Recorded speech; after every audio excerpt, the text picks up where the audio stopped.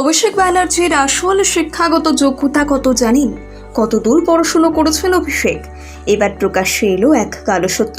তার স্ত্রী রুজিরা বন্দ্যোপাধ্যায় কোন দেশের নাগরিক জানেন? কেনই বা মমতার 4 ভাইপো থাকতে অভিষেককেই দলের এত গুরুত্বপূর্ণ পদ দিলেন মমতা? রইল অভিষেক ব্যানার্জির যোগাযোগ ফোন নাম্বারও। অভিষেক ব্যানার্জির সত্যিকারের শিক্ষাগত যোগ্যতা কত জানেন? তথাকথিত সরকারি স্কুলে নয়, মাধ্যমিক থেকে উচ্চ মাধ্যমিক সবকিছুই করেছেন দামি বেতনের প্রাইভেট স্কুলে। রাজনীতির মঞ্চে জনপ্রিয় হলেও শিক্ষার মঞ্চেও কিন্তু তিনি কম তুখোড় ছিলেন না। তৃণমূলের এই যুবনেতার শিক্ষাগত যোগ্যতার কথা জানতে পারলে অবাক হবেন আপনিও।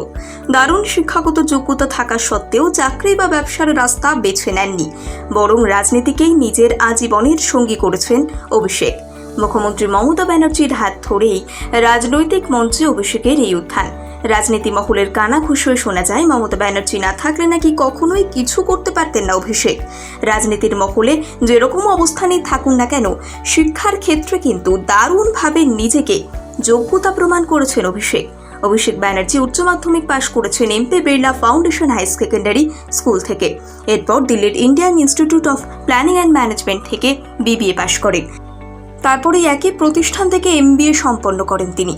তারপরেও আরও একটি বড় ইউনিভার্সিটি থেকে সম্পন্ন করেন তার মাস্টার ডিগ্রি। পড়াশোনা শেষ করে 2011-তে রাজনীতিতে পা রাখেন তিনি। সাংসদ হন। তার স্ত্রী রুজিরা বন্দ্যোপাধ্যায় থাইল্যান্ডে জন্মেছিলেন, সে দেশের নাগরিক, তবে তার ভারতীয় বংশোদ্ভূত জনমানুষ কার্ড রয়েছে।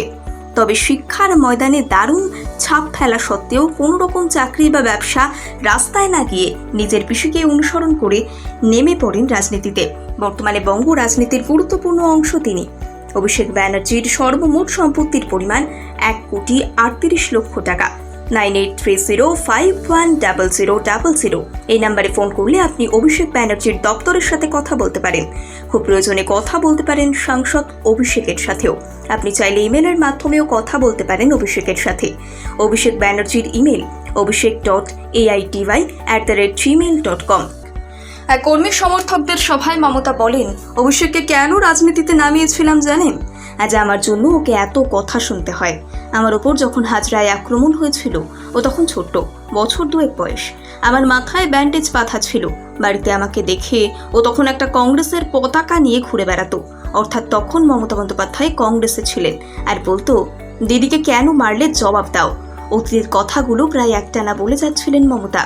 প্রসঙ্গ উত্থাপনের শুরুতে তার গলায় যতটা চড়া ভাব ছিল, তা তখন কিছুটা নমনীয়।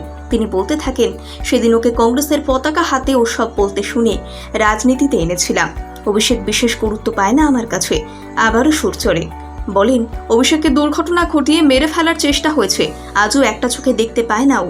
অভিষেককে উপমুখ্যমন্ত্রীও করিনি, দলের সভাপতিও করিনি, সাংসদ হতেও বারণ করেছিলাম। কেন্দ্রীয় সভায় পাঠানো তো হাতের মুঠোয় ছিল। কিন্তু অভিষেক এসব চায়নি। সে নিজে মানুষের দ্বারা নির্বাচিত হয়ে কাজ করতে চেয়েছিল।